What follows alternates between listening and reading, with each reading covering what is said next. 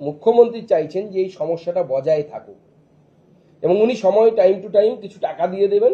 সেই টাকা নিয়ে পাহাড়ের কিছু নেতা তারা লাফালাফি করবে, কিছু টাকা রোজগার করবে, তাদের মধ্যে আবার হয়তো দুর্নীতির তদন্ত হবে, কিছু লোক জেলের ভেতরে যাবে, এই যেন চলতে থাকে।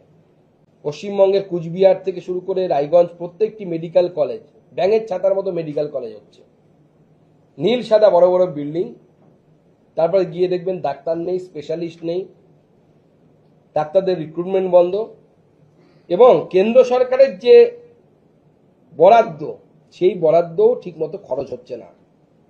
কুচবিহার এবং রায়গঞ্জ নতুন দুটি মেডিকেল কলেজের জন্য আমাদের নরেন্দ্র মোদী সরকার যথাক্রমে 113 কোটি 40 লক্ষ টাকা কোচবিহার মেডিকেল কলেজ এবং রায়গঞ্জের জন্য দিয়েছে।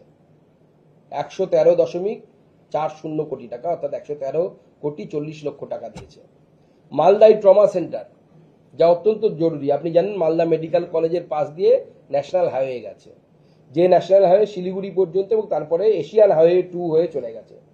এই বিস্তীর্ণ এলাকায় কিন্তু ভয়ঙ্কর পরিস্থিতি, যদি কোনো, যেহেতু ন্যাশনাল হাইওয়েতে বা এই ধরনের অত্যাধুনিক রাস্তায় গাড়ি অত্যন্ত দ্রুত গতিতে ঘটে এবং আমরা চাইলেও না চাইলেও কোনো না কোনো সময় অ্যাক্সিডেন্ট হয়।